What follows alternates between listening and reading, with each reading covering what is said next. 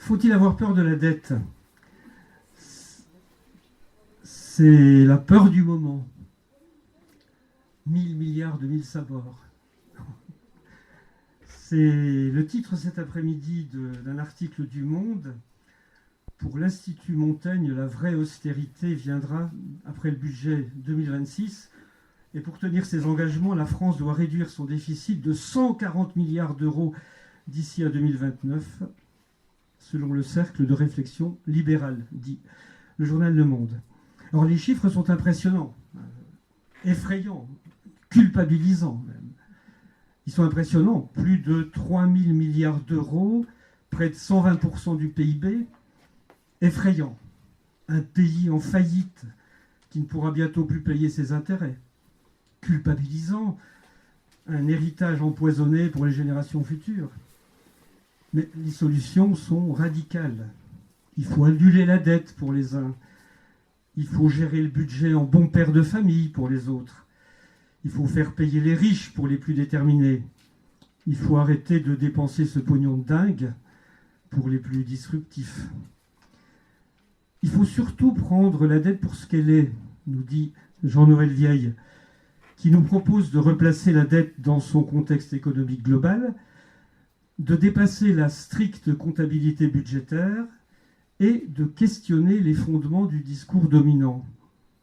Il faut certes améliorer la structure et la gestion de la dette, mais il faut aussi la relier aux enjeux contemporains et l'envisager dans un débat démocratique qui définisse les choix collectifs. Emploi, sécurité, environnement, inégalité. Et les voies ouvertes nous offrent des perspectives inattendues. La dette publique n'est pas nécessairement un problème en soi. Ceux qui en bénéficient ne sont peut-être pas ceux qu'on imagine.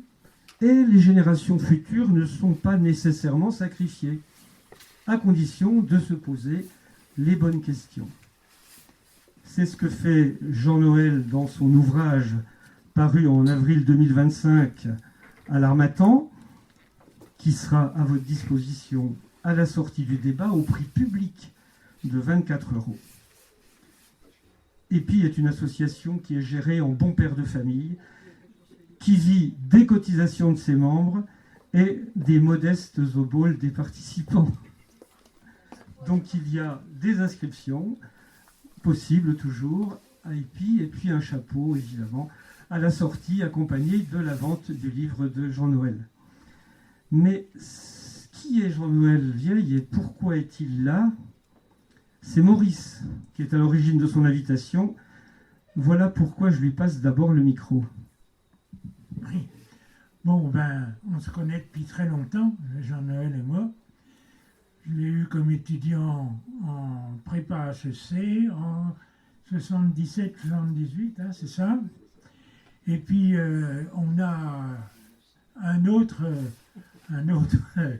point qui nous rassemble, c'est qu'il est d'Arc-sous-Sicon et que moi, je m'y suis installé à peu près au même moment. Hein. On peut même dire que le toit de la maison a été refait avec le bois de son père. Bon, et puis finalement, c'est un élève qui est devenu un ami, réciproquement. Et il m'a dit qu'il avait un peu envie d'être invité par le lycée Pergaud.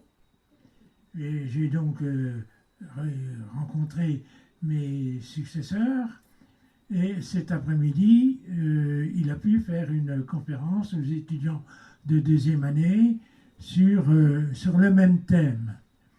Hein. Et donc, c'est au nom de notre relation, de notre amitié, que j'ai proposé au CADPI qui cherchait un thème général, après les 2-3 thèmes plus particuliers qu'on avait fait ici dans cette salle, et que tout le monde a été d'accord, et c'est comme ça qu'on a pu mettre ça en place.